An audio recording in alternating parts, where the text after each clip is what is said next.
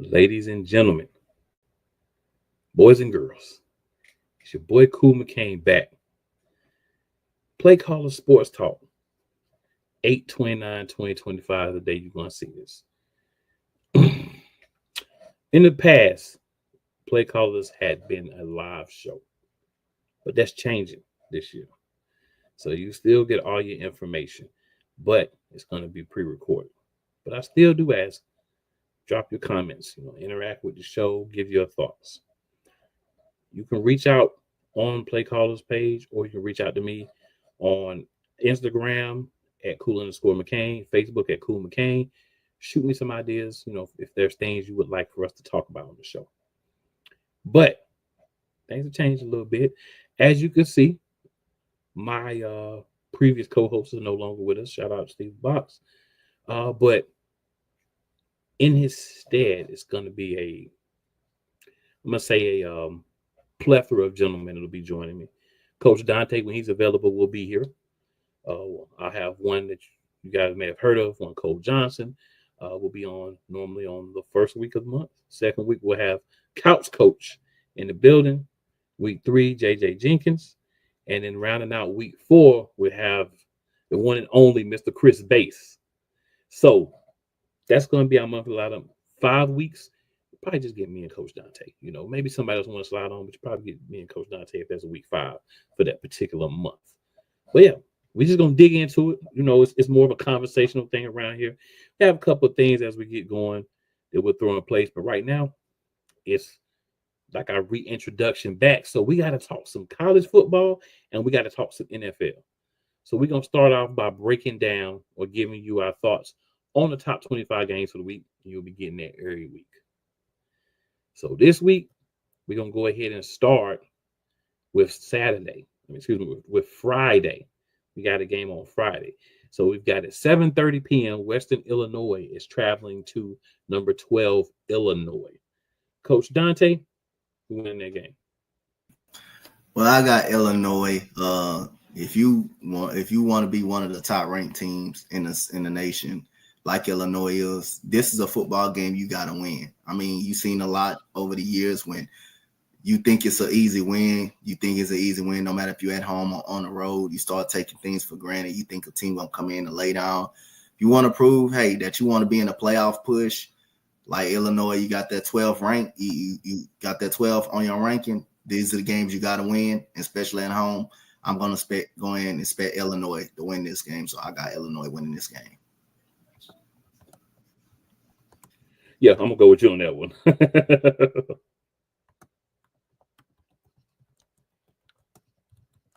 Yeah, definitely going to go with you on that one. All right. And then next, we have Saturday, August 30th, 2025. One could argue this is the game of the week. Most people are going to say it is the game of the week because it's number 1 Texas versus number 3 Ohio State.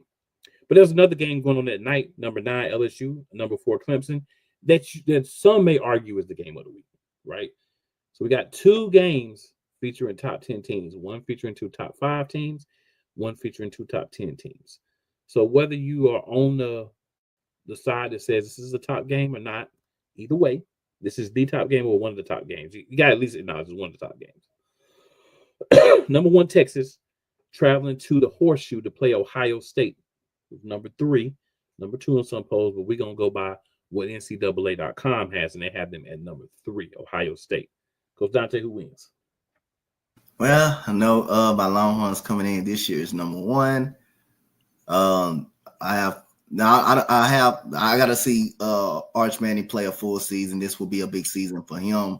He's supposed to be a big time prospect, but you got Ohio State and Jeremiah Smith over there. But the only questions about them is their quarterback situation. Is he going to be good enough? That's the only question. And you got Jeremiah Smith over there, who's a dog. Texas got a good defensive line. My guy Colin Simmons will be back. Got a good secondary, very good receivers. I'm gonna take Texas in a close ball game, in a real close ball game. I'm I'm gonna go with you. I'm gonna go with you again. I think close game, but I feel like Texas will have the edge.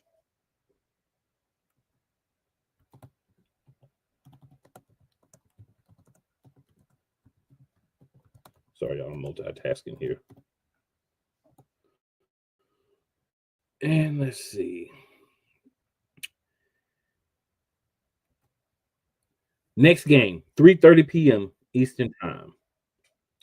We have Nevada traveling to number 2 Penn State. Now, ladies and gentlemen, before I get to Coach Dante for this, we do have another gentleman. I believe I mentioned him earlier that will now be joining us. The one and only Mr. Cole Johnson, and he'll be my week 1 compatriot for the show. What's going on, Mr. Johnson? Oh, everything is good, Mr. McCain. Coach, how you doing? I'm doing good, Houston. My Houston guy, I'm doing great. Doing awesome. Good to see you again, man. Always. So just to catch you up, I hear that, man. Catch you up, Cole. We picked 2 games. I know what you're gonna pick for both of them because we already talked about it. But just so the people get to hear it straight from your mouth. Friday, August 29th, Western Illinois travels to number 12 Illinois. Who do you have winning that game, sir? Okay. Well, I believe the Illini will take care of business there. They have a point to prove, and we'll see how they move in the Big Ten later in this year. I think they had some good victories last year, and they want to build off of that momentum. I think that's the right way. Yeah. Fair enough. And then we also just got through picking your Texas Longhorns, 12 p.m. Eastern on Saturday, against number 3 Ohio State. Me and Coach Dante have both chosen Texas.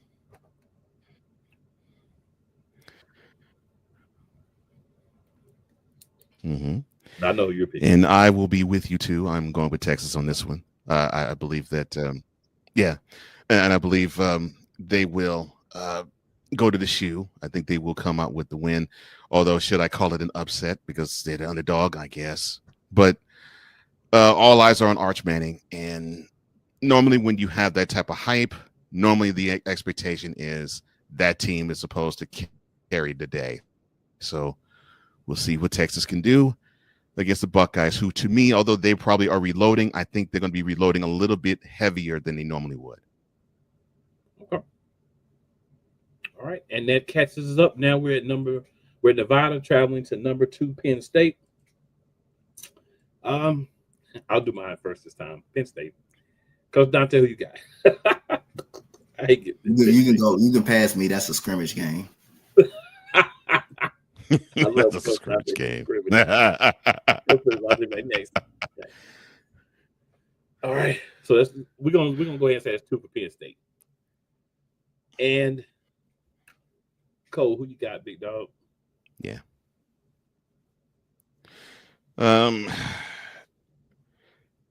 I think Penn State wants to prove that they can be the big dogs in the Big Ten.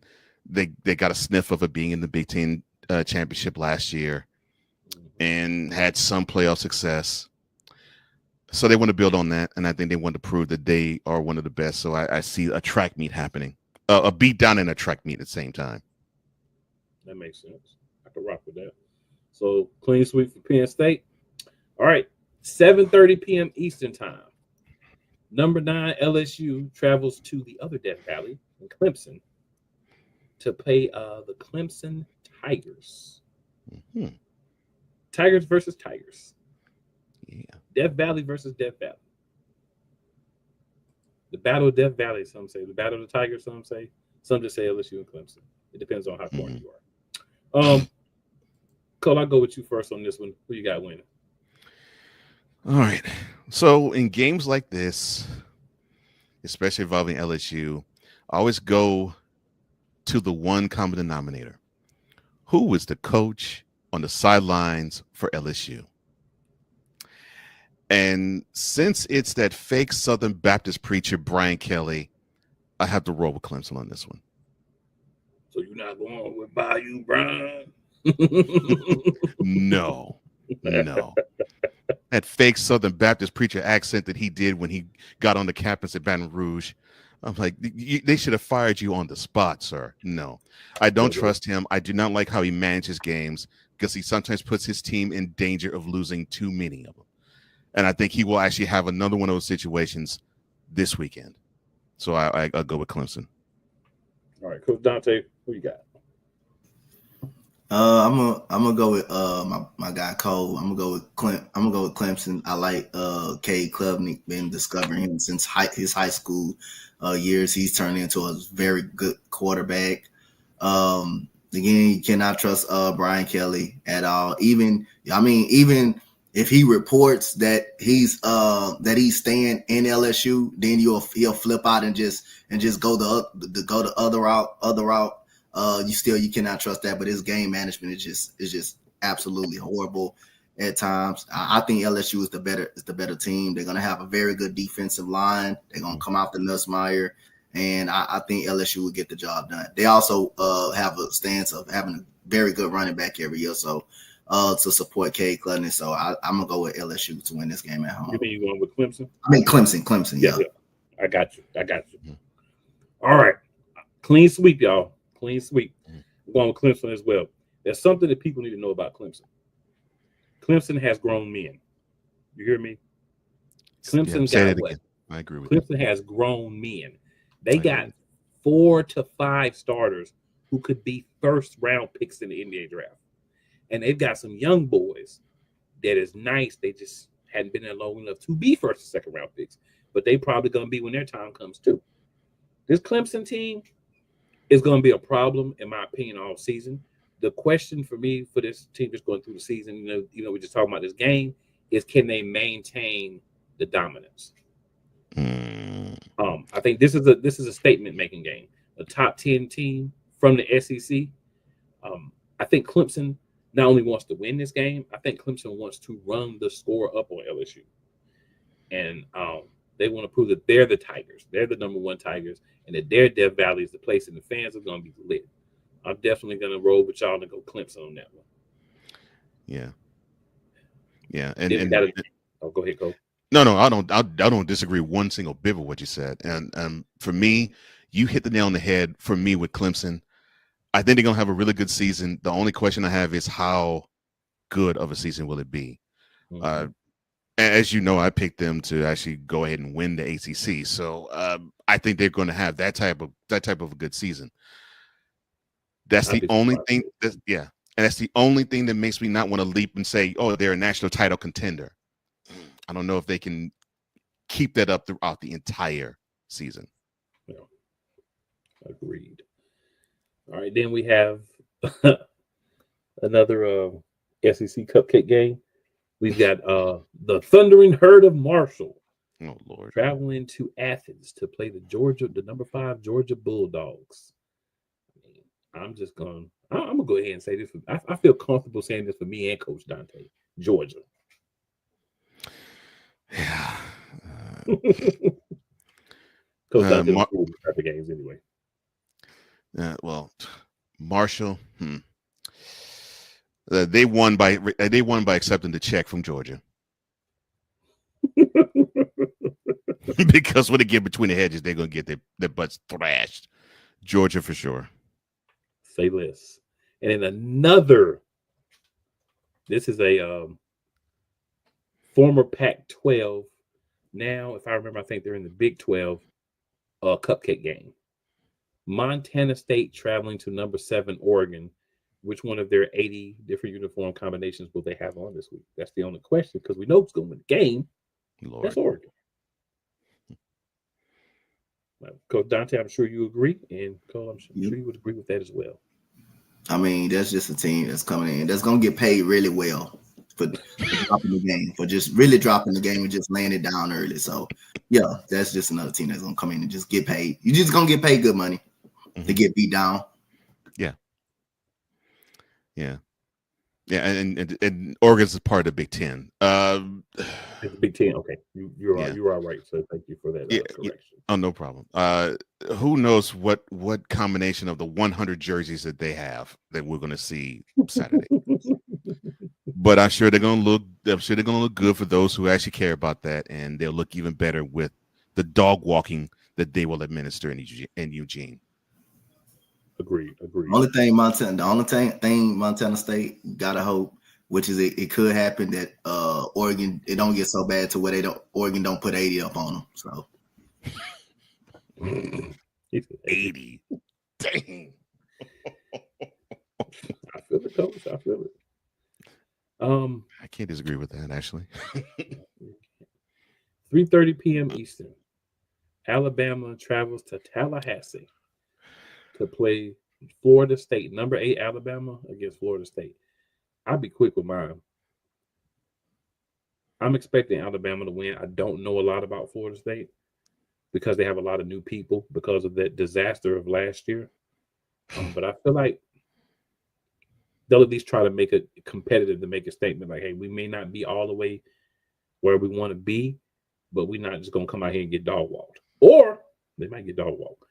But either way, I would be very surprised if Alabama does not win this game. What do you think, Cole? Yeah, I'm with you. I know that Florida State is could I actually say main rival of your U? But neither one deserve to call nobody rival right now. That's what I'm thinking. You're right. And since they belong in the ACC, yeah, I can't really roll with the Seminoles right now. They were hotbeds last year. Hopefully, they won't be as much of one this year. The only issue I have is how focused will Alabama be from the sideline, and I think that will give us an indication. This game will give us an indication as to how focused they will be as a team down the line when they play stiffer competition. But Alabama has this game without question. Goes Dante clean sweep? Yeah, it's a clean sweep. Last year, you can tell they weren't focusing certain games last year. Especially, they should have lost to South Carolina. They definitely should have lost that game. South Carolina gave that game away. Yeah. So the second year up under that head coach from Washington, the team bumped heads a little bit, but they kind of got it together. So this is a really big season for them. I still think Alabama will play a very good playoff team because they will always produce NFL players at every position on the football field.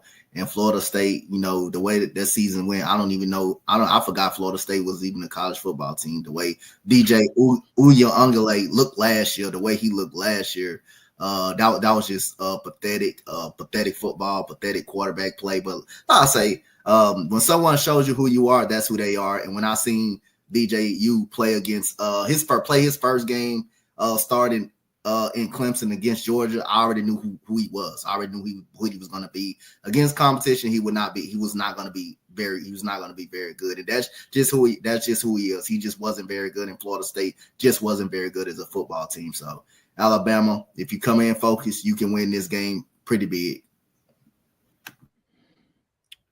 At 10 p.m.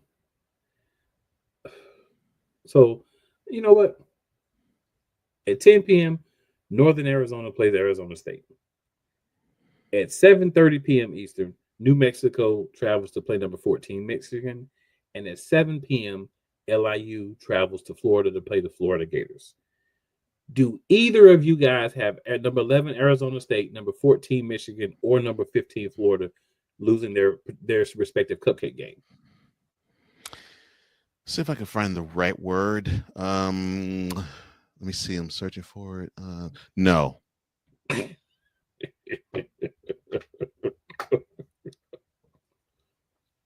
What about you, Coach Dante? All of those games are absolutely just practice games and scrimmage games. That each and every last one of the games. Yeah. And speaking of practice games,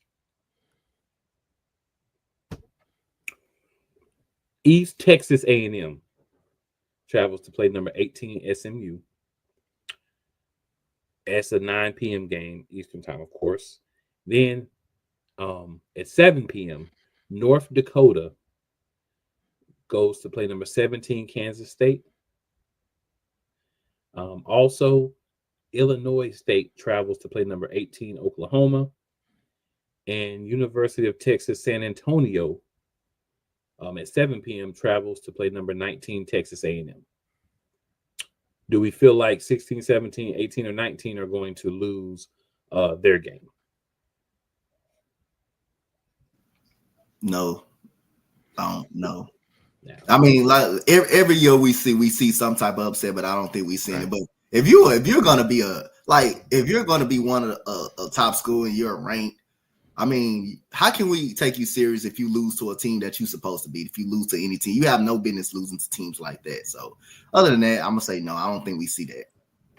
Yeah, I don't think either one of these are the upset personally. Cole, what do you think, sir? What he said.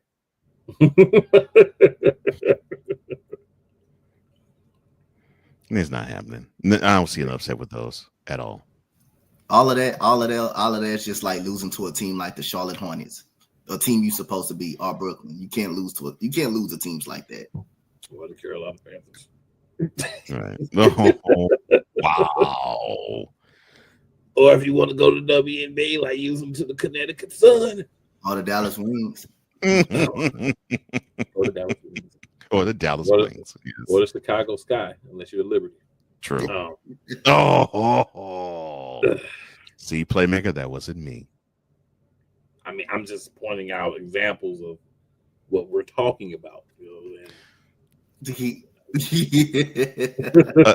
Again, playmaker, I'm your friend. So if you need support, I'm here for you. Oh man. So we got a couple of more, I'll say should be cupcakes. And then we got one that we'll actually talk about because it could swing. So for me, Old Dominion plays number 20 Indiana. It's at 2:30 Eastern. Mm-hmm. You know, if you just want a game on in the background and you just got through watching, you know, the game of the week or what some people consider the game of the week, and you're waiting for something else to come on and you want to just keep football on, you can have that game on, but I think it's pretty clear what's going to happen. Then at 7:45, we have Georgia State against number 21 Ole Miss. Then at 3:30, we have South Dakota against number 22 Iowa State. And then at 7:30, we have Arkansas Pine Bluff against number 23 Texas Tech. For me, the closest game I would say that could be an upset is South Dakota and Iowa State.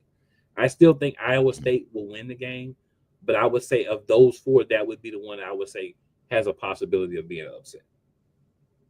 Might be slight, but the other three, if Indiana, to me, Ole Miss or Texas Tech lose, you ought to be ashamed of yourself. No, I'll take you should run and practice all week until you throw up. I'll take it one step farther. You should be unranked. You should be not ranked again. If you lose, you should be unranked immediately. So, yeah. Don't even wait for the new poll. Just take the number one. Just take it away. Yeah, you should be unranked. Fair enough. What you got, Cole? I agree with both of your assessments. I don't see any upsets, but I think that's the game that's the closest to C1, but I don't see that happening either. But yeah. Yeah. Now my unranked versus ranked upset special is also coming on at 12 p.m. Eastern. And that's Syracuse against number 24 Tennessee. I'm choosing Syracuse. Logic says Tennessee. Those who know me know logic is not always what I go with. So I'm going to go with Syracuse. I feel like Syracuse is a team that a lot of people don't take seriously. Another ACC school that, while they're not great in football, they're never horrible. Right. They're pretty average. But I think as a conference, I'm ACC fan, Miami, they don't get taken seriously. I think this is one of those games where, hey, we're gonna be the ranked team. Syracuse gonna make a little noise early in the season. This is my upset special for the week. Syracuse over Tennessee. What you got, Coach? I'm gonna go with Syracuse. I think losing that quarterback is a big time loss for them. I think losing that quarterback is a big time loss for them. Syracuse, the coaching is really good over there. He came last year and changed that thing around. Kyle McCord looked really good up under him. He knows how to get the best out of players, that defense, and he actually has a philosophy. So he changed the whole program around. So I like that Syracuse team, man. They also, that's another team that also produced very good running backs in the NFL. And a lot of people don't know about Syracuse like that. Yeah. I agree. Cole, what's your thoughts, B-Dog?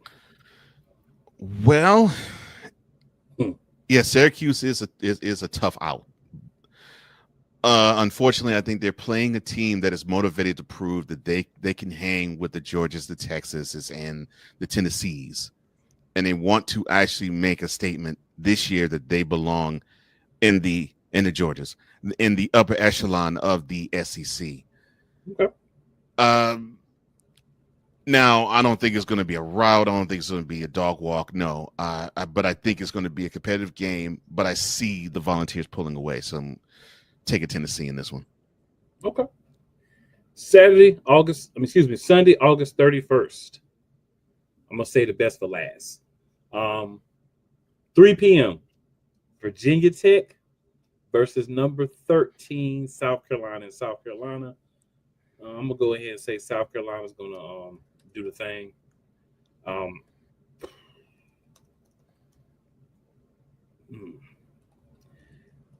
just gonna say South Carolina will do the thing. Yeah, because it's another ACC team, so I'm gonna leave it there. Cole, what's your thoughts, sir? You say South Carolina, huh? I say South Carolina. Yeah. They just gotta show me something. I can't really rock with them. When I want to go on board with them, they have slip ups when they shouldn't. And I think your Syracuse Tennessee game is your upset of the week. Mine is this one. Actually, I think I can see Virginia Tech pull this out just out of one of those. Out of one of those Frank Beamer type special type of things where you see a block punt for that return for a touchdown, some ridiculousness like that. Okay. Coach Dante. I'm gonna go with Cole. I'm gonna take the upset of the week. I know they got Sellers over there, but they got Virginia Tech got my guy Kyron Drones over there, who is just a really good quarterback. He's going to be a part of the NFL draft this coming season. He can do some things. He can make all the throws. He can scramble up out of the pocket. I'm going to take Virginia Tech. I'm going to take Virginia Tech right here. You know what? If I'm wrong on that one, I will happily be wrong. There's nothing wrong. There's nothing wrong with that. Yeah, I would happily be wrong. There's nothing wrong with that. I want every ACC team to beat every SEC team every game. I know it can't happen, but that's what I want. So I will happily. I'm going on record saying if I'm wrong with that, it'll be one of my happiest wrongs of the season. Not happiest wrongs. Yeah. Now, I'm gonna go last on this one. August 31st, 7:30 p.m. Number 6 Notre Dame is traveling to Miami, Florida, not of Ohio, of Florida. The number 10, my Miami Hurricanes. I think y'all know who I'm picking. I'm gonna let these gentlemen go first. Cole, look, my bad. Coach Dante, who you got? Who the game again? It's number 6 Notre Dame against number 10 Miami of Florida. Not Ohio. Not Ohio. I think I'm going with Miami on this one. I'm taking Miami. It's like Notre Dame. Yes, did they make it to a national championship last year? But if it's a game they will lose, it will be this. It will be this game, and they always find a way to lose in an upsetting fashion. Even though you don't look at this game as an upset, but I'm taking Miami to win this game. I mean, you could say it's an upset. It is 10 versus 6. Yeah. Who you got, Coach? I mean, Cole. My bad, y'all. Get everybody's name backwards. This has a setting to be an underrated game of the week, other than, of course, the one that we haven't talked about yet. And I would not be surprised if Miami comes up with a victory. However, I really like what they're building in Notre Dame, and I think they need to have one of those types of games there. And I know they play 5 ACC opponents per year, and this just happens to be one of them.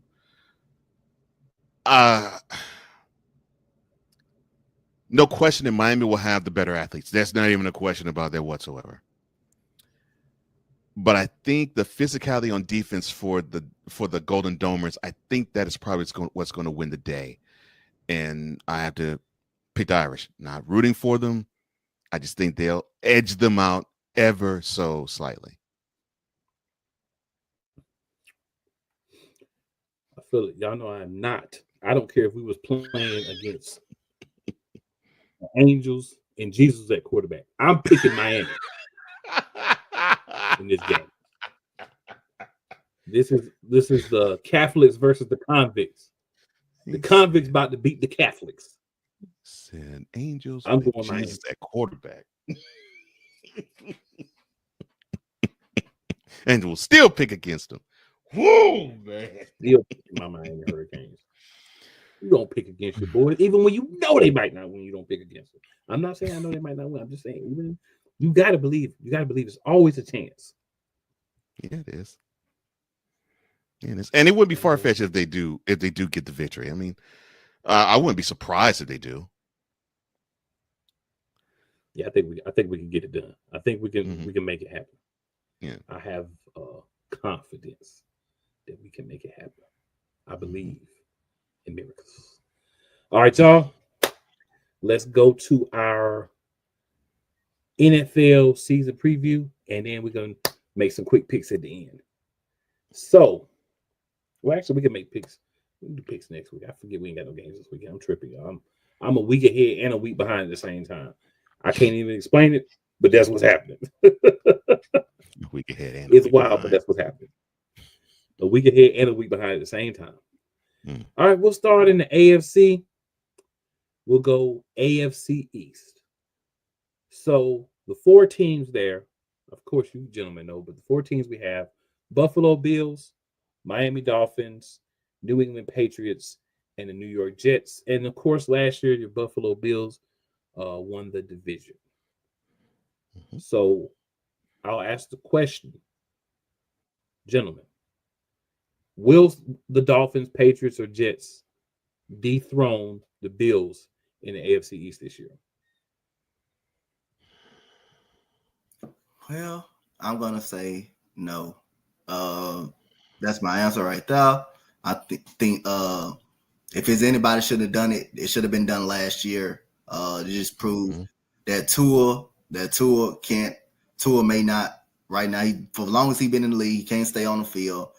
He's proven that you cannot win games, big time games with him at all. And he doesn't have a strong arm.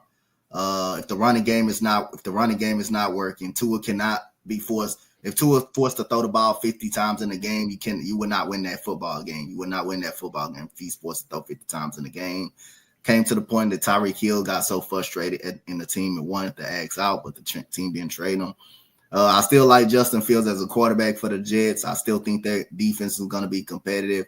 But after they did Robert Saleh the way he did, and for that defense to take the nosedive, I don't know how much. I'm not gonna say it wasn't no blame on Robert Saleh, but I don't know how much to blame on it. And the coach and the dude that they picked to be an interim coach look as lost as a lost puppy out there on the sideline. And again. Yeah, I still think the Jets are going to be competitive. I still think they probably win 6 or 7 games this year. And the Patriots, they're the worst team in the division. I mean, you got a very good coach, a respectable coach in Mike Vrabel, but I think the team is just all talented. I think the team is just out talented as a whole. So I don't see nobody dethroning the Bills, especially when you got Josh Allen at the quarterback situation. Fair enough. What about you, Cole? All right, let me see. So with the Jets, you have Justin Fields, who's going to be the starter there. Their team's still in flux. You have the Dolphins with Tua. Street Flow Tagovailoa. Tua Tagovailoa. And basically he's and that's before he actually might you cross your fingers and hope he doesn't get concussed again. Along with the defense that they say is stout, but it's up and down. And then of course you have Tyreek Hill, who actually wants out of Miami, who's now is increasingly becoming an albatross there. And then you have the Patriots, who they bolstered their stuff with a lot of free agents on defense. Their offense still has to catch up. So to me, you're dealing with three teams that are just not ready for prime time. And the Bills, they still want to pull down the Chiefs and be where they are. None of the other three teams are even close to that level and that stature. So no, the Bills will not be dethroned this year in the AFC East. Agreed. Where do you rank guys? Dolphins, Patriots, and Bills. Who's second? Who you got third? Who you got last? We'll go to you first on this one. I want to say the Patriots second but it's depending on the development of Drake May. And the reason why I say that is if they can get a solid running game going along with him to help him out, their defense, I think, will help him out too. And I think they're the team that will be closest to the Bills, but I don't think they'll even come close to even beating them. I really do feel as though the Jets will struggle with Fields on the center, and I think they'll bring up the rear. And I see the Dolphins being third. All right. Coach, I know yours is a little bit different because you kind of told us who you think is going to be last, but who you got second, third, and fourth? Yeah. I think the Patriots will be competitive on defense. I just don't think they have the firepower on the offensive side of the football. I agree there. Yeah. I'm gonna go. I'm not gonna say Bills. I just said Bills, but I'm just gonna start second place. I think I'm gonna go with the New York Jets. I think I like them coming in second place. I like their defense.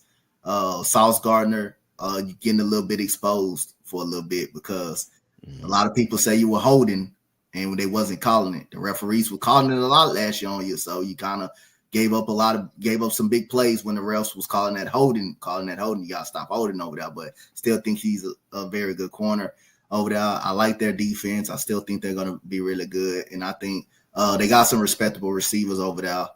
If the team stays healthy, Miami, it gets to the point where I don't trust them. Tua, if he catch another concussion, he may need to be threatening retirement at that point right there. So that takes the quarterback up out of the occasion. Tyreek Hill, how is he going to play under frustration when he's not really getting the ball?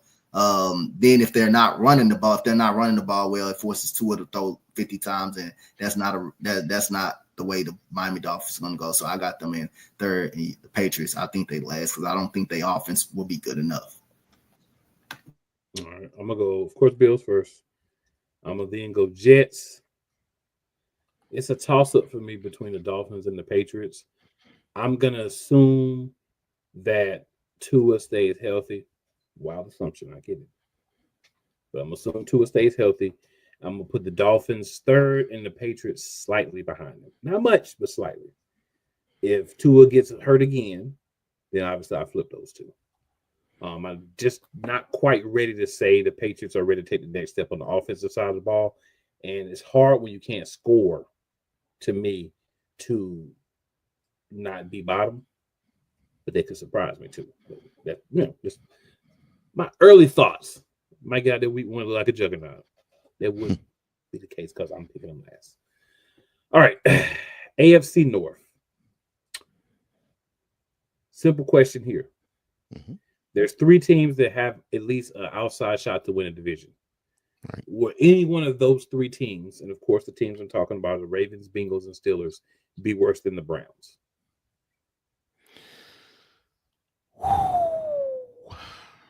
I'm going to say no to my own question. You all might be surprised as to who I think is the closest candidate to be that. I might not. And I say it'll be the Steelers. I'm not surprised. And other than my implicit bias against the quarterback that's there,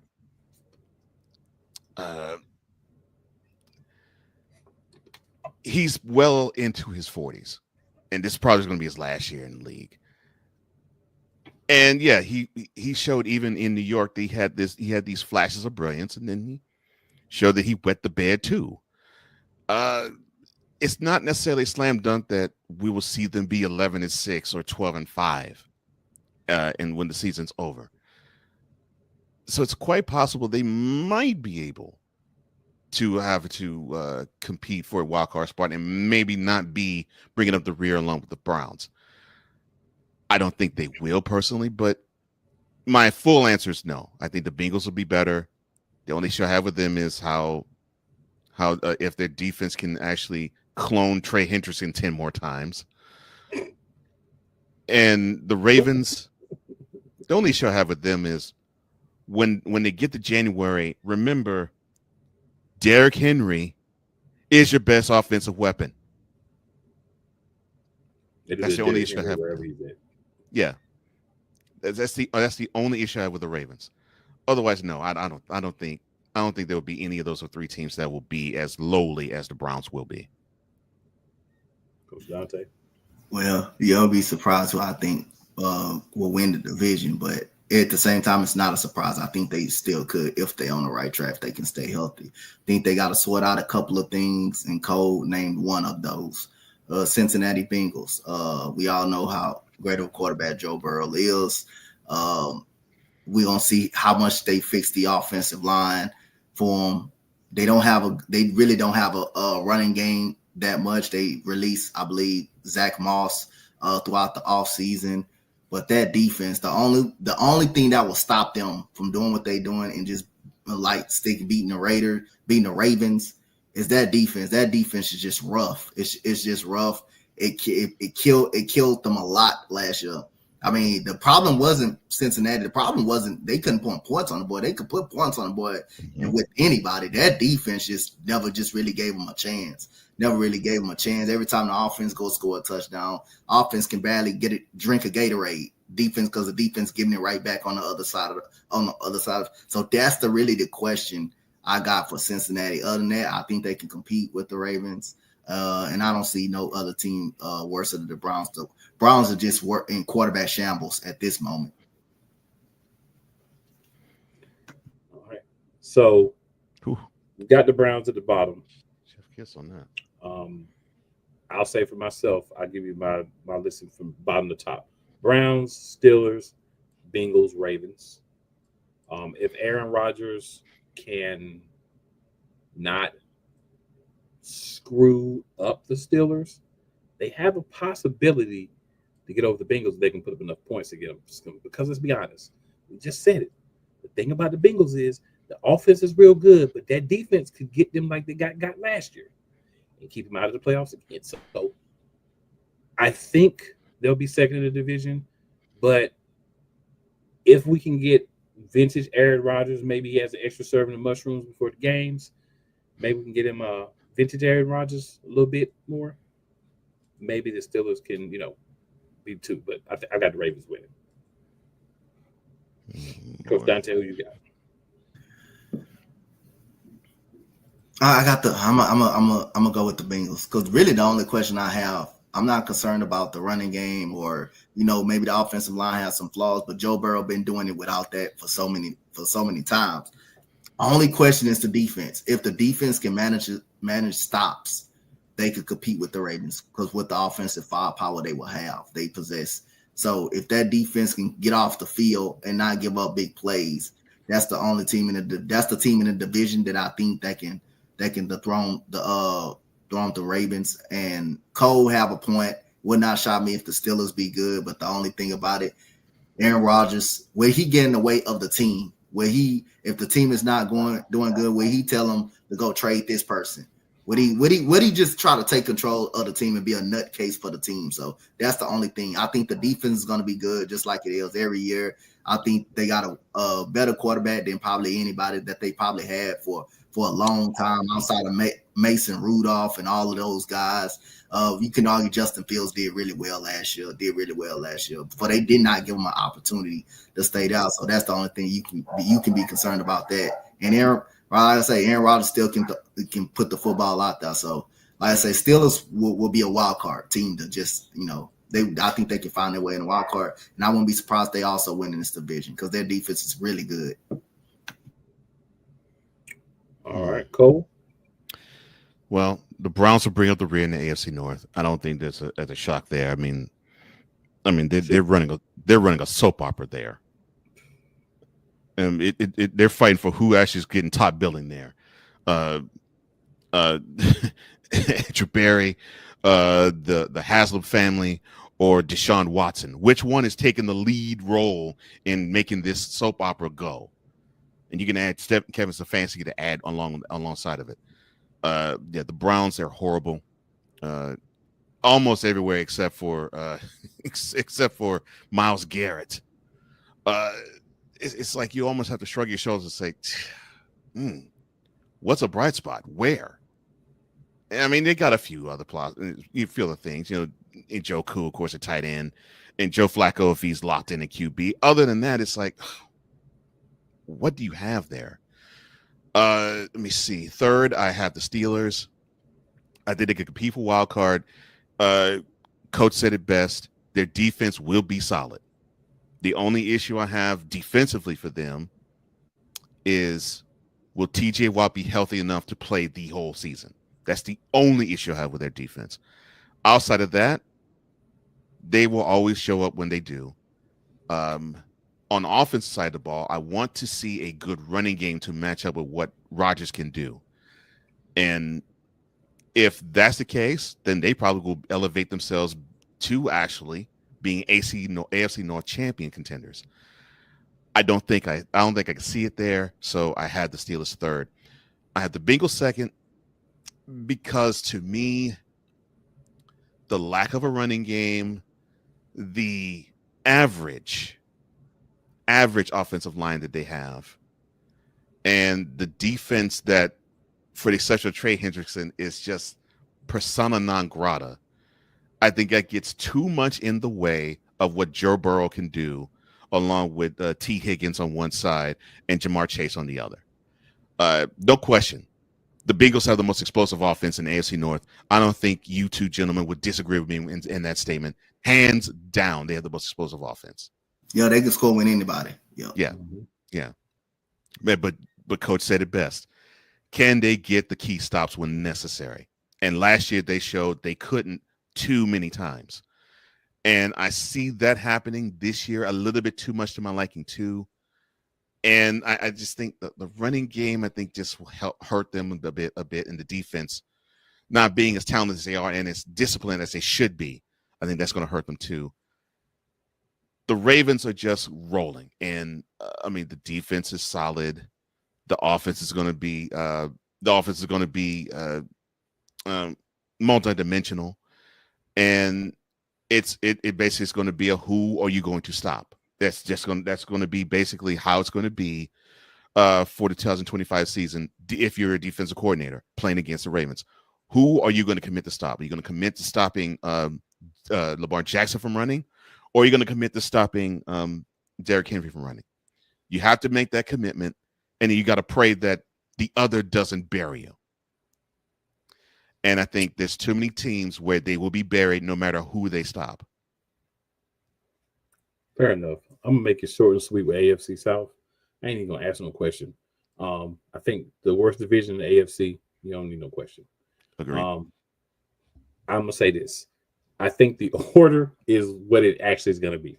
I think the Texans are going to win the division. I think that Daniel Jones with an actual offense is going to end up second with the Colts. I think the Jaguars are going to end up third.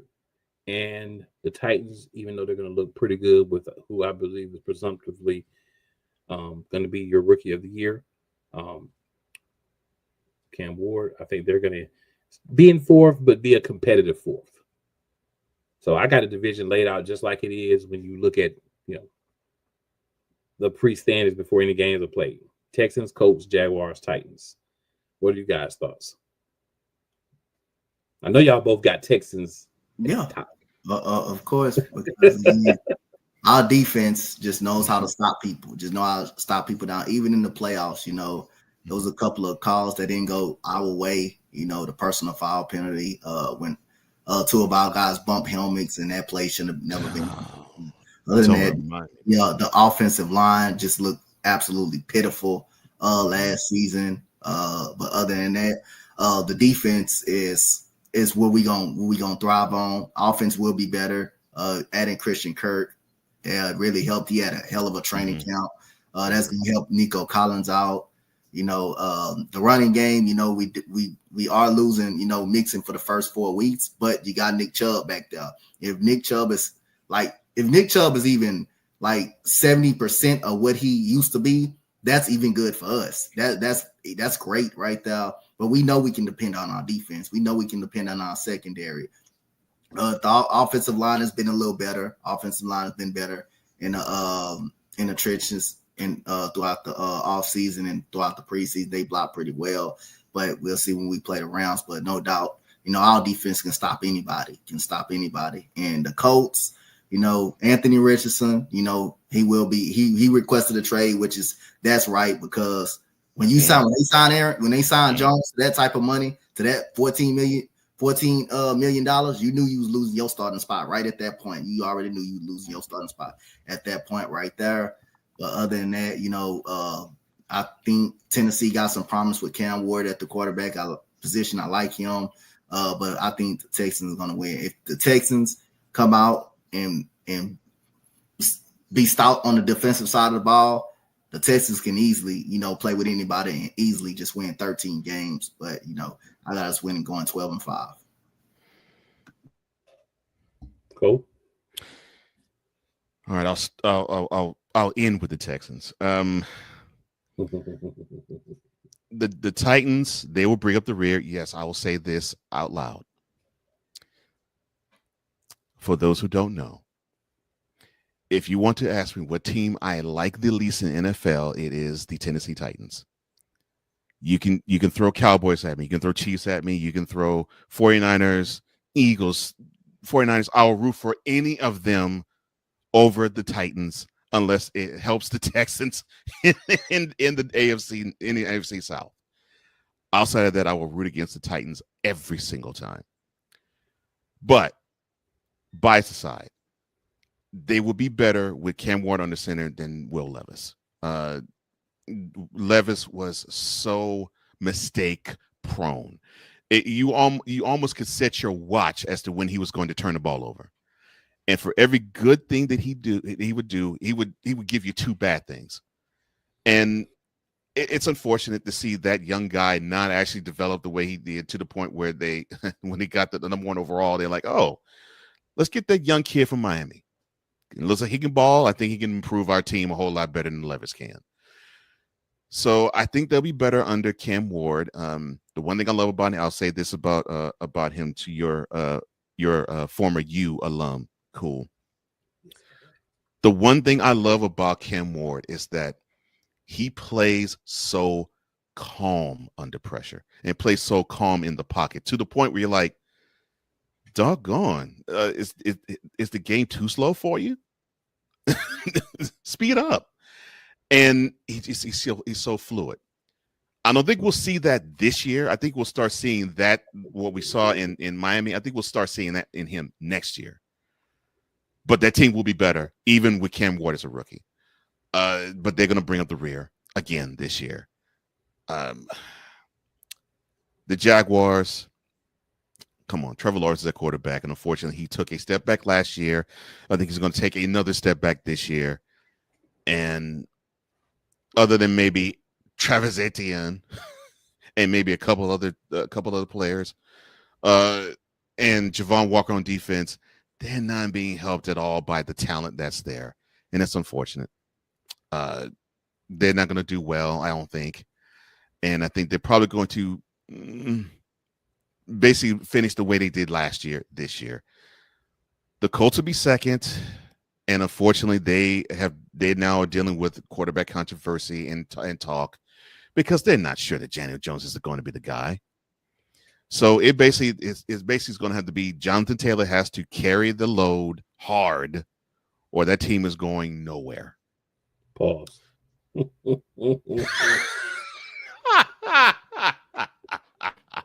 I couldn't help myself. I know. I'm glad you did that. Oh Lord. Well, I was going to say drop the load, but the Texans on top. So fair enough. Yeah, I would say I would have said drop the load, but I'm glad I said carry. And then and as far as the Texans go, I love the physicality that the defense is bringing to the rest of the team, and you're starting to see that permeate throughout the team. You're starting to see the offense have that type of punch too, where they're tough. They want to bring the physical, and I love that. I love the upgrades on the offensive line. They address those needs because let's face it, CJ Stroud spent too much time on the turf last year. Too much time on the turf. I'm loving what I'm seeing defensively. Unfortunately, I wish they didn't have so many safeties go out in the preseason, but the bread is buttered on defense. I want to see if there could be somebody that can run alongside Joe Mixon, because I want to see if they can have a running game that is consistent and healthy, because I think that is the only thing to me that's stopping CJ Stroud from growing to the next level. If you can have that consistency behind the backfield and the offensive line actually protect him, there's no telling what Nico Collins can do. There's no telling what Christian Kirk can do. And then next year, there'll be no telling what what Dale's going to do when he comes back. Tank Dale's going to do when he comes back. The thing for the Texans is, can they compete with the Ravens, the Bills, and the Chiefs? That is really the question they are asking this year. And that's the only question they're asking this year. They're not even asking if they can be the AFC South champions for the third consecutive year. It's, can we rise up to the levels of the beasts of the AFC? And if they can't, the season is a failure. Fair enough. All right, so go through the AFC West next. I'm going to go Chiefs, Broncos, Chargers, and Raiders top to bottom. Chiefs, this will be 10 in a row. Win the AFC West. I don't see anybody stopping them because the referees are going to make sure Mahomes wins the division, especially after what let happen in the Super Bowl. So the Chiefs are going to be number one in the AFC West. I think the second best, of course, the Broncos. Then you got the Chargers, and then still bringing up your rear, even though they added Super Bowl champion Kenny Pickett, the Raiders. Cole, who do you got? What do you have ranked for the AFC West? Okay,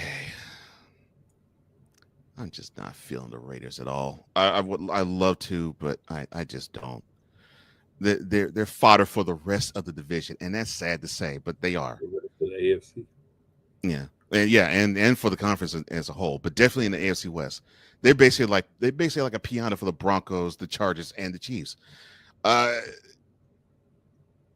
I want to say that they're on the way up, but you got three teams that are competing for wild card spots at worst. I just don't see the Raiders doing anything.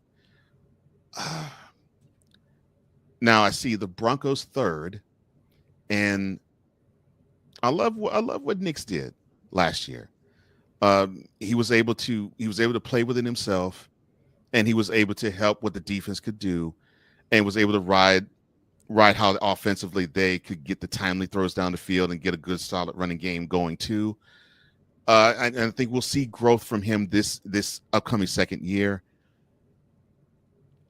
It's going to be interesting to see how the Broncos grow with him, because the defense is awesome. I love how they are. They're stubborn, they're stout, and they really have you grind. And I like how they are defensively. The Chargers, I have them coming in second. They might put a little pressure on the Chiefs. They might.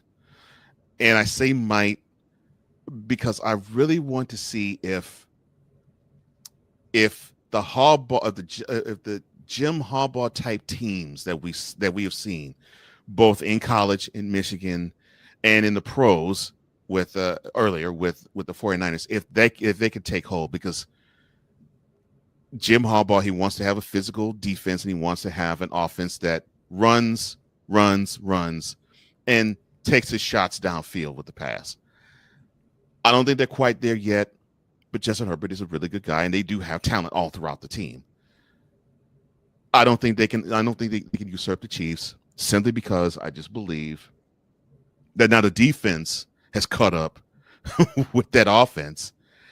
And when you got a beast like Chris Jones manning the middle of that defense, it's very hard for you to do anything. And now the other two lines of defense have risen up their level of play, and it makes it difficult to do things against them unless you have a strong running game. Like, I don't know if a team, I can't think of a team. Can you help me out?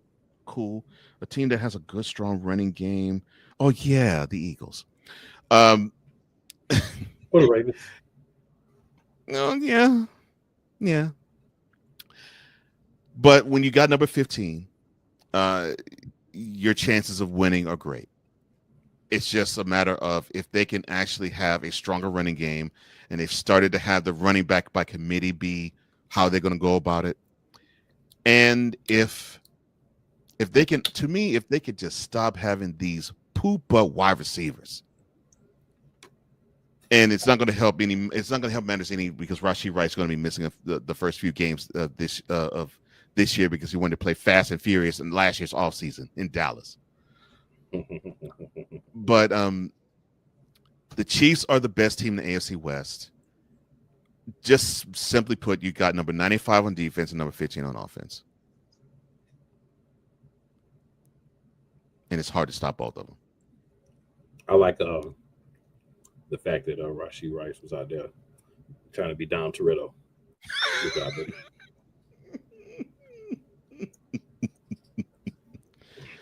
Oh my gosh. Now, I will admit, I say that as a fan of the Philadelphia Eagles, and we played in week 2, so I will say that. Well, that's right. Part of why I support that. Of course. Switch gears to the NFC, Cole. Okay. All right. NFC West. Because you know who we're going to last. NFC West. Question. Yes.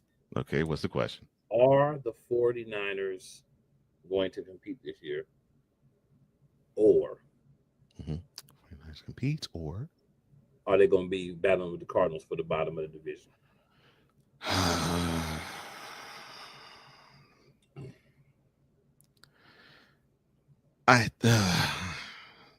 Neither.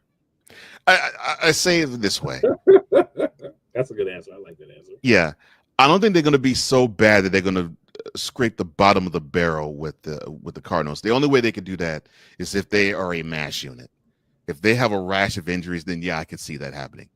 Outside of that, they have enough talent to where they won't scrape the bottom of the barrel, but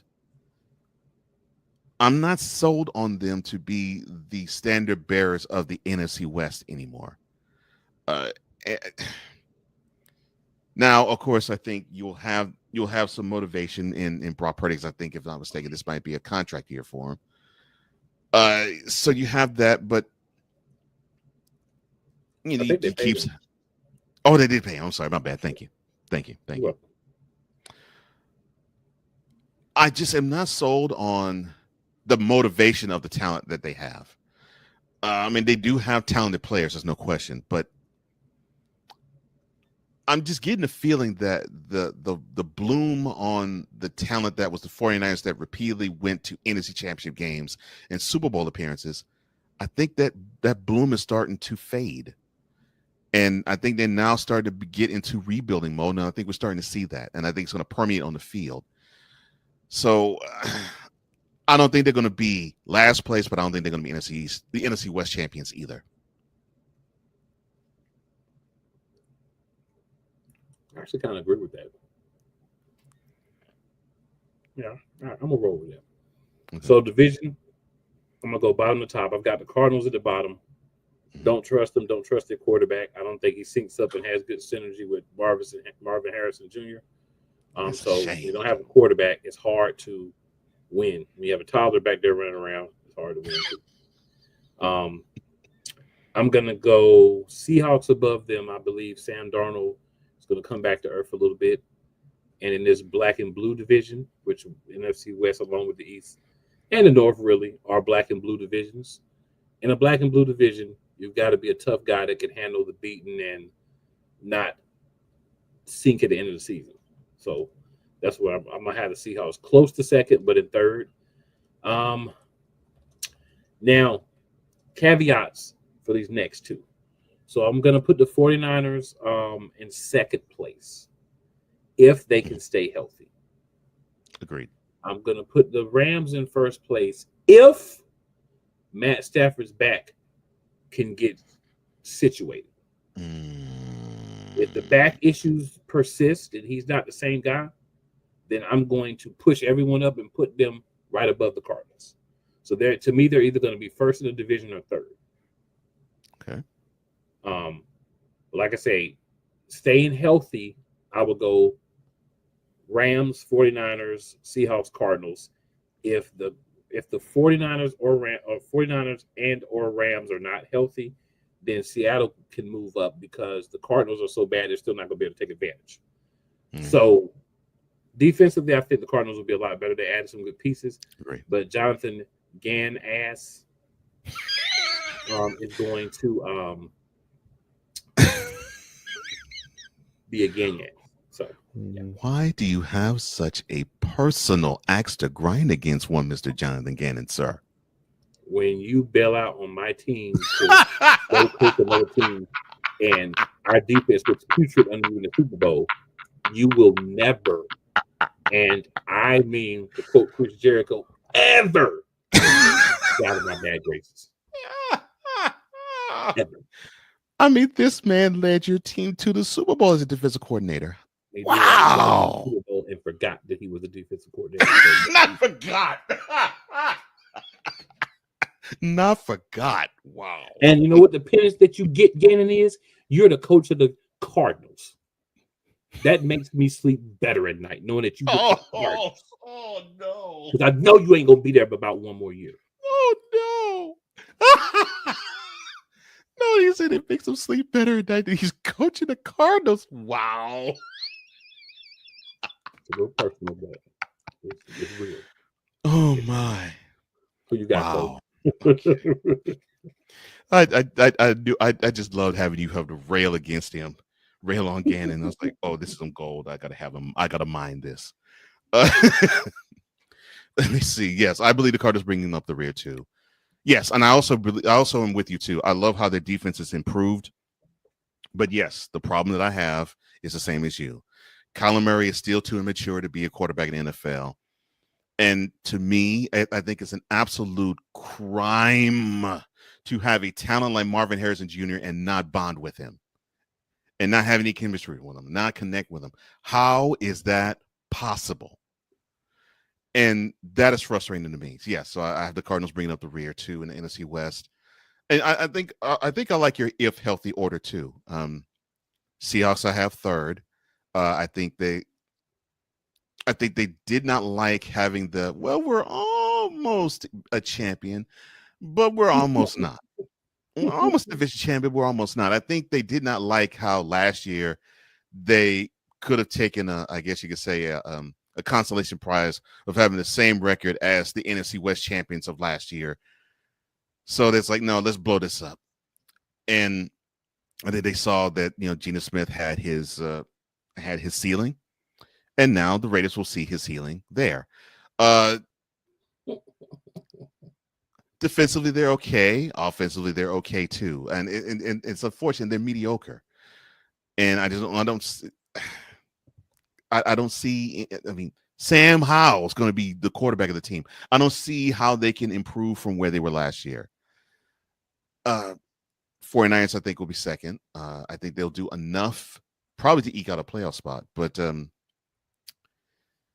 I just don't think they will do enough to unseat the Rams. And to me, what makes the Rams good is that young defense is looking like they're gelling.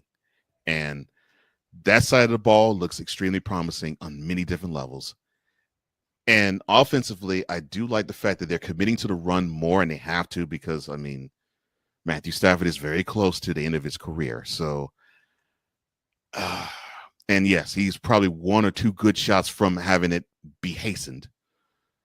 But they have enough talent on offense, and they have enough strong of a unit on defense to where I believe they will take the NFC West crown. They just have to understand that they need to run the ball to help out Stafford, because Stafford was going to wing it down the field no matter what. But help out Stafford and run the ball more. Now, it's ironic that the worst division in the NFC is the NFC South, and the worst division in the AFC is the AFC South. AFC South too. Mm. So, another poor South division. I do have a question for you, but we'll just answer the question as we do the predictions, as we do our rankings. Yeah. Okay. So, will Michael Penix or Bryce Young have a better year in 2025 is the question. I'll let you think about that for a minute. I'll go first. I'll answer the question, and I'll give you my rankings. Okay. That's a good question, man. I think Tampa Bay is going to be your division winner. They have the talent. They brought in some guys. They always have Chris Godwin with injuries. And by the way, I am in an 18-team fantasy league, and Chris Godwin, I didn't get to make the draft. It was yesterday. 18-team? Wow. So I have a good lineup, but I don't like any of my players. So I'm going to have to try to see if I can, make some trades. I don't like anybody on my team. Like, I look at the team, I'm like, this is a good team, but I don't have any confidence or comfort in them. From the look of my team, my number one pick was CeeDee Lamb. Good boy. Well, he'll see some action. Yeah. Good boy. I'm gonna see if I can maneuver him into some other things. So yeah, I'm gonna treat him like Jerry Jones treated Micah Parsons. But dangle him for trade bait. Oh my god. Yes, sir. Let's see. So come on now. That's bad that you did Michael like that. Oh, sorry, my bad. Yeah, Michael. I had to get on Michael. My bad. Michael. Yeah, I'm gonna start calling it from now on. It's gonna be Gerald and Michael Parsons. Oh boy. Yeah, that was a great sound. God. That was. I'm gonna bounce to the bottom of the division now. Okay. I think everyone knows that the Temu Patty Mahomes is going to helm the worst team in the division, the Saints. So I got Bucks first, Saints last. Okay. We got two teams left in the middle. Yes. Oh my gosh. Another caveat, because I'm giving you a lot of caveats this year. Because I ain't just gonna say this or that, and then y'all be looking at me like, oh, you said this, and then what's up? Caveat. I believe Bryce Young is going to take a step this year. I don't think it's going to be good enough to win a division or really even compete with Tampa Bay, but I think it's going to be good enough to be the second team in the division and get like 8 wins or so. So I believe he's going to have a better year this year. Ted McMillan, if Xavier Legette can hang on to the ball, they did have to promote Larry Cope because they traded Adam Thielen back to the Vikings. Got, basically a 4th round pick for Thielen and a 7th, which I think is a good haul for a 35-year-old guy that's going to retire at the end of this year. They got 2 running backs. They got Dowdle and they got Chuba Hubbard, so they can run the ball as well. So I think he has everything around him for him to have a good season. I think he's going to improve a little bit more in Penix. So I'm going to put them second and the Falcons third. Caveat: if Penix develops over Young, then we have to flip that, because it's basically going to depend on how the young quarterbacks play, who's going to be second in this division. I agree with that. I 100% agree with that. Anything you want to add to that, sir? Yeah, I agree with that. Whichever quarterback shows improvement. Yeah, I think that will be the team that could contend for the NFC South Championship. I'll just go that far, but yeah, I agree with you. I totally agree with you. And obviously, the Bucks are going to be the team that you say are the NFC South champs. Well, I don't disagree with your order. In fact, that's exactly my order. I think the Saints will be bringing up the rear. Way There's in the rear. Yeah, I just don't see anything about them that just gives me any type of joy whatsoever. Nothing. I mean, quarterback, wide receivers, running back, offensive line, defensive line, linebacker, secondary, coaching. Nothing on that team gives me any hope of, wow, I think we might be seeing something special down in New Orleans. Nothing. So, yeah, so the Saints will bring up the rear. I was buoyed by seeing what I did from Bryce Young last year, at the end of last year. And I think we'll see a further improvement for him. But I think they'll slightly come in third. Okay. I say slightly third because I think they will probably just nip at the heels at the Falcons in second. And I really do see an improvement from Michael Penix. What I love seeing from him last year was we got a chance to see this guy actually has moxie. This guy actually can have poise late in a game that they needed to have, and it wasn't his fault that they lost the game. And all you need to do is, and you said all they need to do is basically, I think, to me, even though I like Chuba Hubbard, I like him a lot, running back for the Panthers. I like him a lot. I like what Bijan Robinson can do for the Falcons better. And I think that is, to me, what tips it over in the favor of Penix than Young. Because I think if Penix can rely on Bijan Robinson carrying the rock, the Falcons can do some things. Because their defense wants to come up too. I don't know if they come up enough. Because the Bucks obviously are the strongest defense in the NFC South without question. And and all they offensively have to do is not turn the ball over. That's really all they have to do offensively. Just not turn the ball over and have the defense rule the rest of the division. And they will be, again, NFC South champs. Yeah, I just like the only reason I started with the Panthers hires, I like the duo of Dowdle and Chuba Hubbard better than Bijan Robinson and whoever his backup is going to be.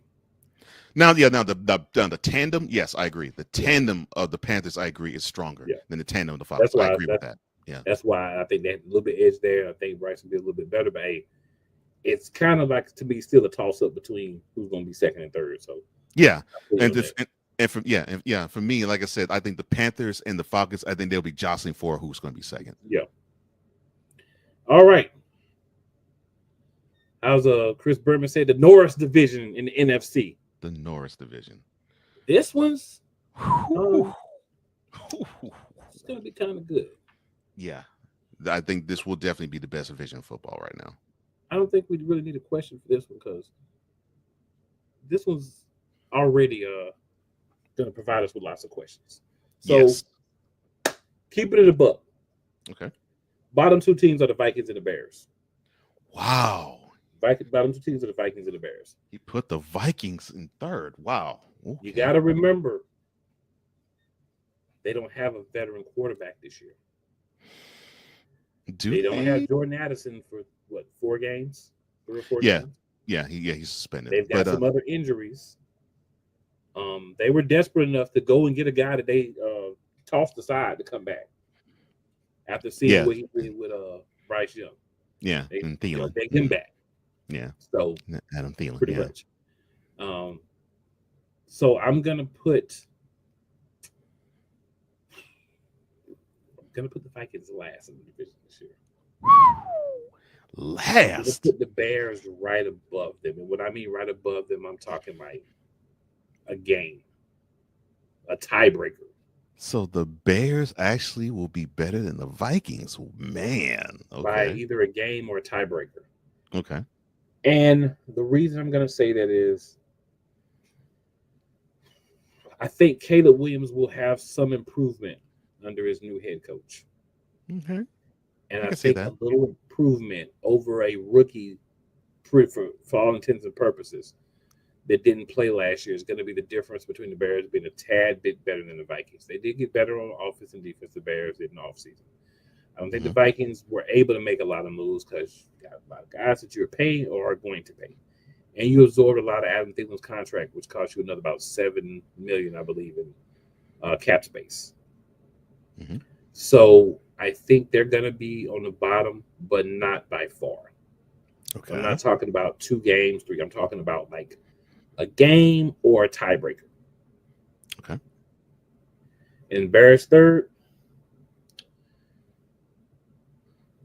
I'm going to go Lions second. They have a lot of guys back. They feel like they have a lot to prove, but they've been a lot of yapping this offseason. So there's going to be a lot of teams that are going to have the yapping and quotes from the Lions prepared when they play them. Not a lot of yapping. Oh, no. Wow. And even though the team that I can't stand the most in the NFL right now is the Green Bay Packers. What? Yeah. Wow. Even more than the more than the Cowboys. Wow. Even more than the Chiefs. Even more than the Cheatriots. Green Bay. They don't have Bill Belichick anymore. Cowards. You cowardly little man that owns the team. Not little man that owns the team. Run around and try to beg people to get rid of the tush push. That was. Yeah. And you know what's great about it? Yeah, you got Micah Parsons that's going to put you a little bit above the Lions in my thing. Mm-hmm. But we play you this year. That's true. And you're going to lose that game. Wow. Not you going to lose. Oh, man. If you betting on Eagles versus Packers and you pick the Packers, you might as well get that money to a homeless person. Because you ain't going to get no payout on it. Oh, no. Oh, no. I got the Packers winning the NFC North because the difference will be the trade that they made for Micah Parsons if they use him correctly. That was the question I was going to ask you. Okay. Yeah. If they use him correctly. If they don't, do a quick flip-flop. Yeah. That was the question I was going to ask you. Okay. I'll give them the benefit of the doubt, even though I don't like them. Mm-hmm. And I agree with you. The tush push lobbying, ridiculous. And I throw up every time I think about the fact that they were wuss enough to want to push for that. This week. Yeah. Just, I'm like, come on now. Just be man and try to stop it. Don't go to NFL and whine and say, "Oh, we can't stop it. This is an illegal play." It's not fair. Oh, Lord, shut Just up. because we don't know how to run it right, it's not fair, yeah. Right. Shut up. Okay, let me see. I'm sure your North is going to look a little different. But that's okay. Yeah, slightly, but not much different though. I just ain't feeling the Bears. I want to feel them. I just ain't feeling them. I will say I will see them. I think I will see an improvement from Caleb Williams. Mm-hmm. But let's be honest. Besides maybe naming a couple other pieces they have on that team, what did they really have that could actually bolster them to any type of contention whatsoever? So I'm just not feeling the Bears at all.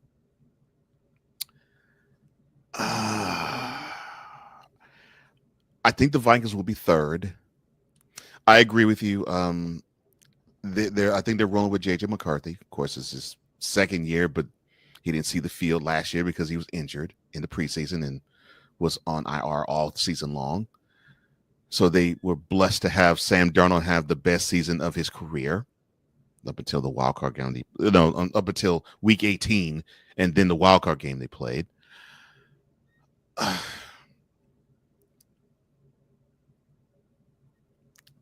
And I agree with why you are docking the Vikings. I'll even go so far as to say I think they're going to be hurting with that offensive line too, because it got gutted a bit too. Yeah. Defensively, I think they'll be good. I don't think they'll be as good as they were last year.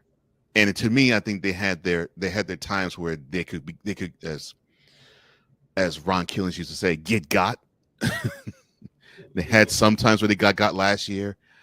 I think they will regress defensively a little bit more this year. And yeah, they will have some growing pains under JJ McCarthy, no question. That was, and the question I was going to ask is, does Micah Gerald, not Michael, Lord, does Micah Parsons have enough for the Packers to be the kings of the NFC North?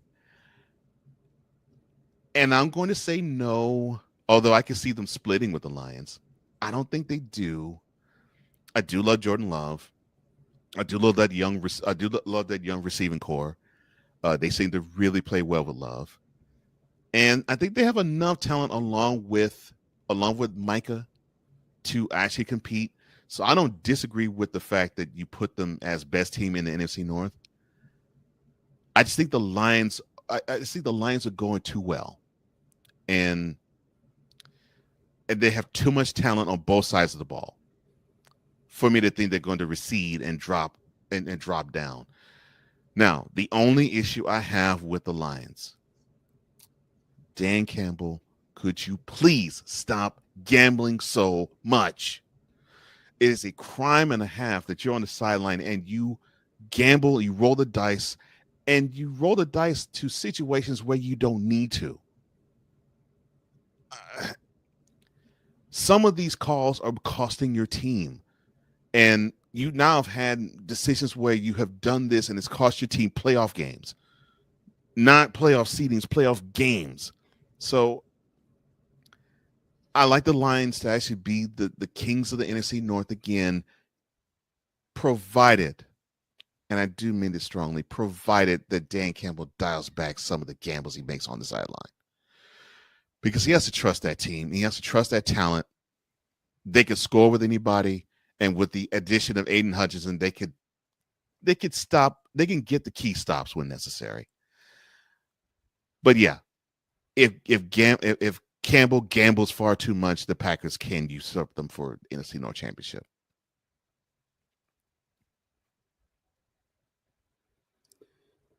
Fair enough. NFC East. Oh, and I'm with Cool. Packers, you all are weak. You're weak, you're wusses, you're punks. Soft and sloppy. Sad. NFC East. What I consider the best for last. I'm sure people who don't have a team in the division don't. But what I consider the best for last. You're reigning and defending world champions of the National Football League. Philadelphia Eagles are going to be the first team to go back-to-back since back in 03 and 04. And oops, that was also your reigning and defending world champion Philadelphia Eagles. Washington. Wow. You did get better. Yeah, they did. They did. Then I have you second. Wow. I like what Jaden Daniels did. I'm not sure how Debo's going to fit yet because a lot of reports where the Debo's been big in his back. So I'm not sure how that's going to work. But whether that works or not, I think Philly's got your number as far as the division goes. But I think you are, of course, a playoff team as well, as you were last year. Did make some improvements on the defensive side of the ball as well. You have money to do so because you don't have to pay your quarterback yet. Well, you can get a young quarterback that can come in right away and be a big part of what you do. It's very beneficial because you can then build a team around him until you have to pay him.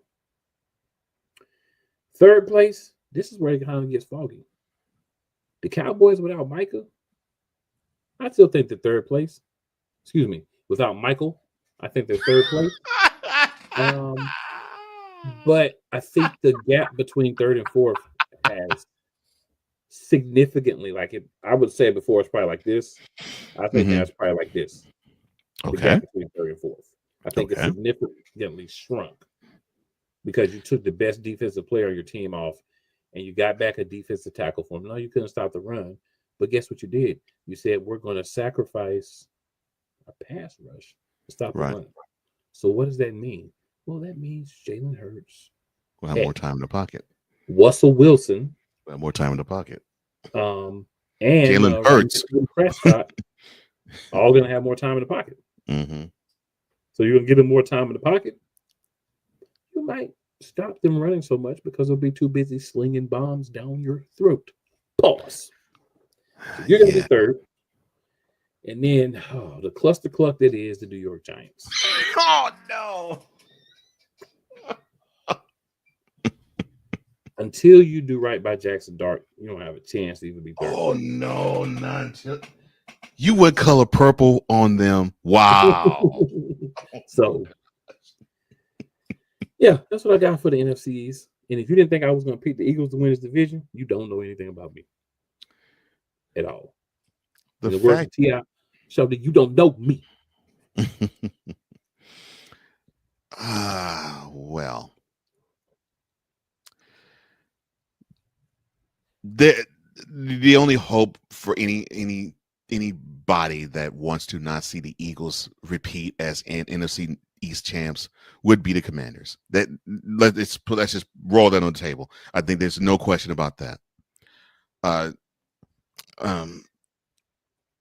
To my ace and my brother Wazalefe, I am so sorry. The Giants are absolute dumpster fires. I am so sorry, sir. They are, but take hope and take comfort. The team resembles the area in which they play. You know, I mean, people do not have the most fond things to think about of northern Jersey, so they're representing the area very well. And poor Jackson Dart, he will suffer the same fate as one Daniel Jones did before him. No offensive line. And look, I could say Russell Wilson is going to probably be the one that's going to actually take the reins, but I think we're going to see Jackson Dart eventually. Oh yeah, this season. I believe that. But that offensive line is porous. The talent around the skill position talents are, I mean, not all that great. And defensively, besides Dexter Lawrence, who can you actually hang your hat on to do anything defensively? What?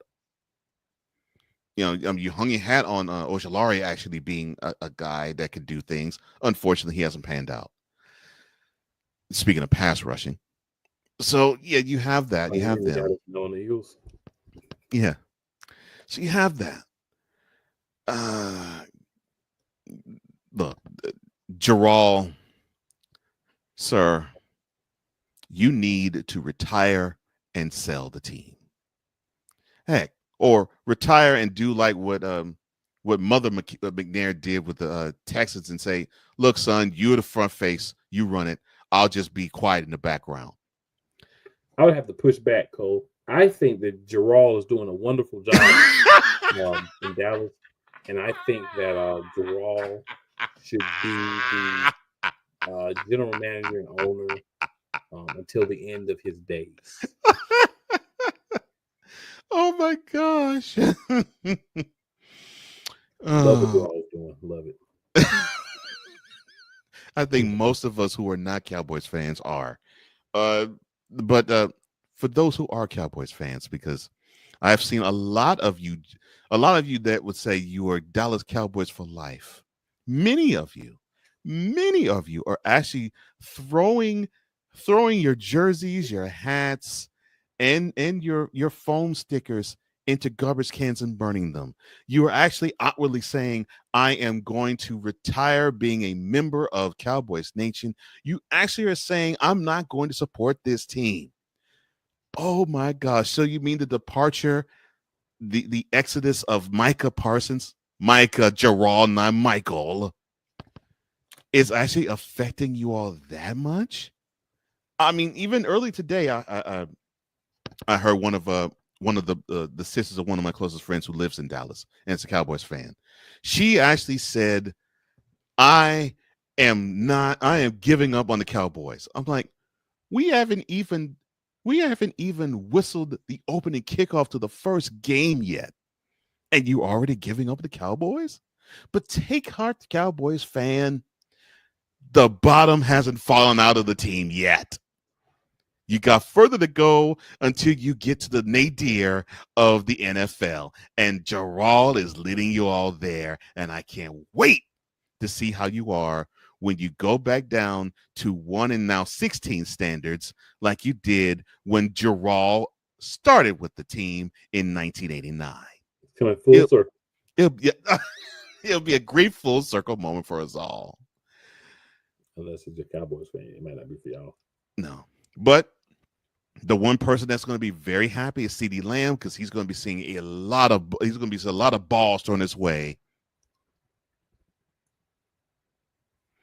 And hey, he may be catching them with his hands. He may be catching them in other ways too, but he will be catching a lot of balls. Pause. I love it. I figured you would. So we get to the Commanders. They're improving. They're young in most of the areas. But what I loved what they did in this offseason was they actually tried to get some strategic veteran talent to match with the youth that they have. And because of it, I think they will further grow. And look, Jaden Daniels could not have had a better rookie season. Unless he gets injured, I think he's going to be even more spectacular this year. And to me, that's the only hurdle the Eagles have. Can they find a way to effectively stop number 5 for the Commanders? Outside of that, the Eagles will be breezing through this division. They will be yawning. I mean, there really isn't much of a challenge other than, like I said, if they, I'll put it this way, with the at least the 2 games that they play with the Commanders, the only thing that will probably be a question would be, can Saquon gain 100 yards or more against them? And he proved last year in 3 games, he at least did 150 each game. So,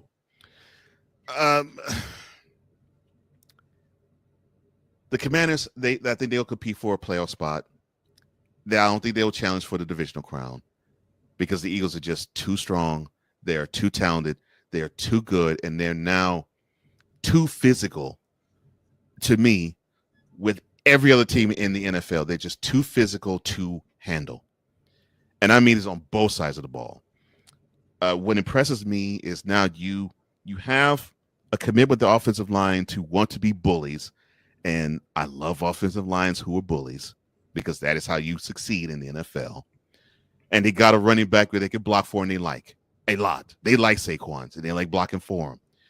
And they're starting to like blocking for Jalen Hurts too. So I think we're starting to see the maturation process with him because last year he took less risks and he actually played more within the framework of the offense. And look how much better he looked. I love what I'm seeing with him there. Yes, I mean it helps when you have a great talent with Smith on one side and Brown on the other, obviously, and Goddard as a safety net. No question about that. Yeah, that's what I'm saying. When he is not hurt, it's good to have him as a safety net. But to me, Jalen Carter, that man child.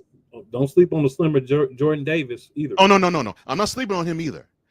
But Jalen Carter, that man child right there. I love it. Yeah, he is. I love the fact that he has that Aaron Donald energy where it's like, yeah, the team needs to stop. I'm the man that's going to give us the stop. And when you have that type of presence up the middle defensively, and is that determined to just blow up pockets late in the game,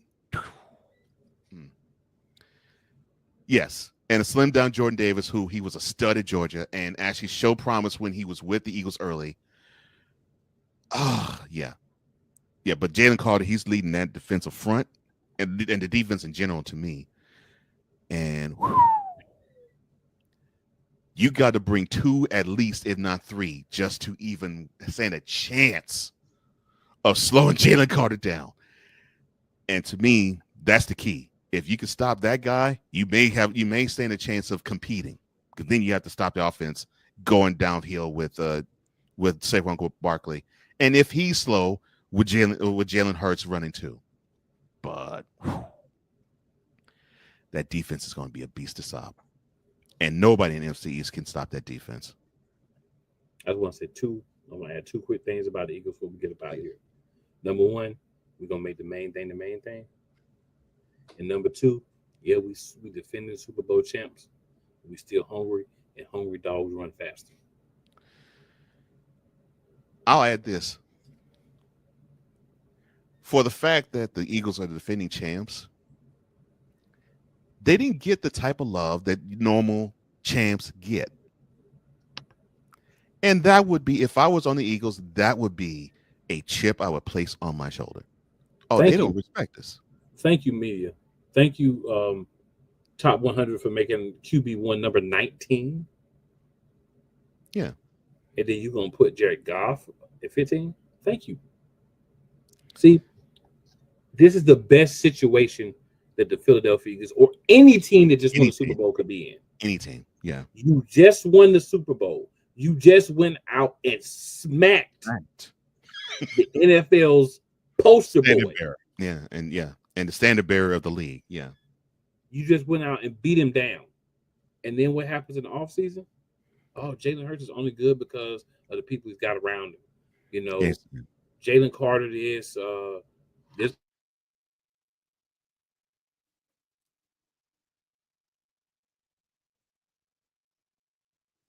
Yeah. The Eagles with the disrespect. Well, hey, yeah.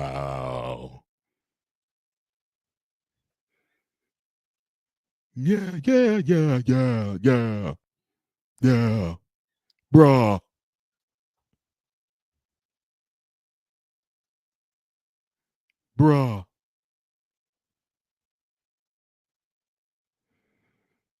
Hit me.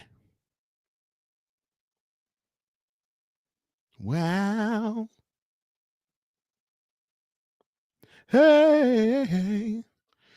I think what Cool was trying to say is you had a team that at one point had the defending champs down 34-0 in the game in the Super Bowl, and they ended up winning the game 40-22. And the disrespect that the team got, starting with Jalen Hurts. Well, you only won because you had a strong offensive line, and you have a strong defensive presence in the front and the defensive front, and you all committed to having Saquon Barkley run for 2,000 yards. Well, this is a team game, and he was a big part as to why they got there and why they won. And I'm saying this not as an Eagles fan. I'm saying this as an observer of the NFL.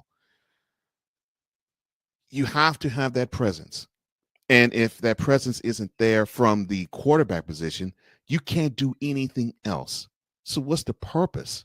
What's the purpose in saying, well, this is the champ, and now you got to unseat the champs? I did not hear much talk about Hurts. I didn't hear much talk about the offensive line. I didn't hear much talk about the defensive line.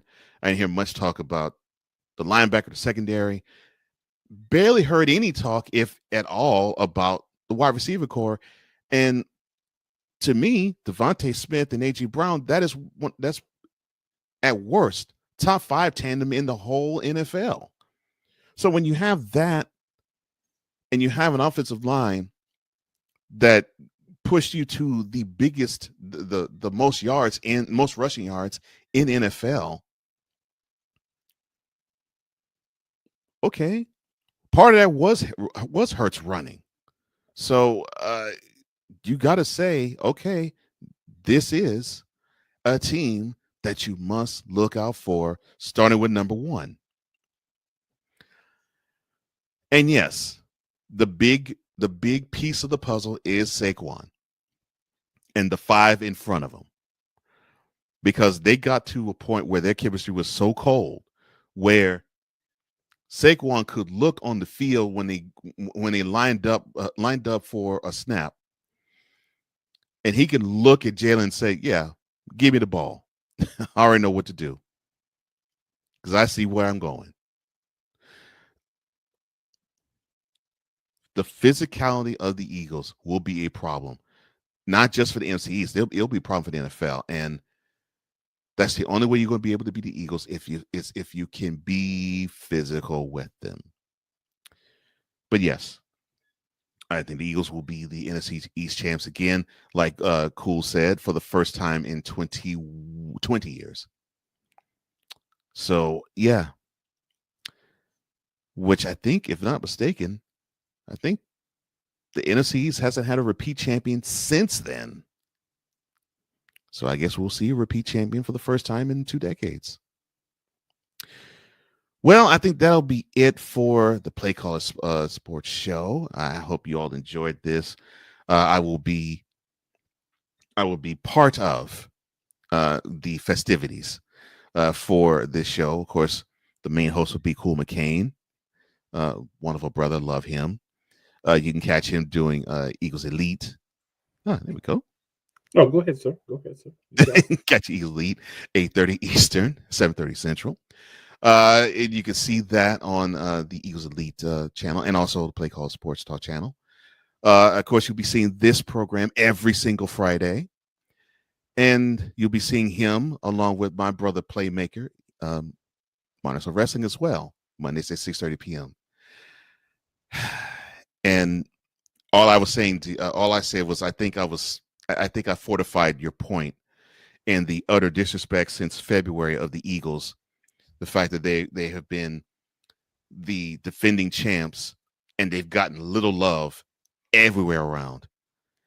And I as a non-Eagles fan, I found it ridiculous, because I'm like, wow, you fawned over yourselves, you dropped to your knees, you sucked the skin off of the Chiefs when they won championships, but you didn't do anything of that close to that realm for the Eagles, to the point where the most pub that I think we've gotten was Travis Kelce proposing to Taylor Swift. Ridiculous. Hey, it's all good. Sir. Yeah, it's all good. I was just gonna say, the more y'all hate, the more focused they become. So do what you gotta do. I'm enjoying it because it's helping us be the best version of the Eagles that we could be, and that's what we need. And they're more talented this year than last year. I'll put that out there. I'd have to agree with that too, yeah. And that's scary for y'all. Yeah. So, good people, first episode of relaunch, Play Call Sports Talk. Again, this is not a live episode, so please put your comments in, interact, all the good stuff like y'all do. But also, shoot me a message at Cool McCain on IG, Cool McCain on Facebook, Cool McCain on TikTok. If there's anything that you would like for us to talk about on the show, I got you. Yeah.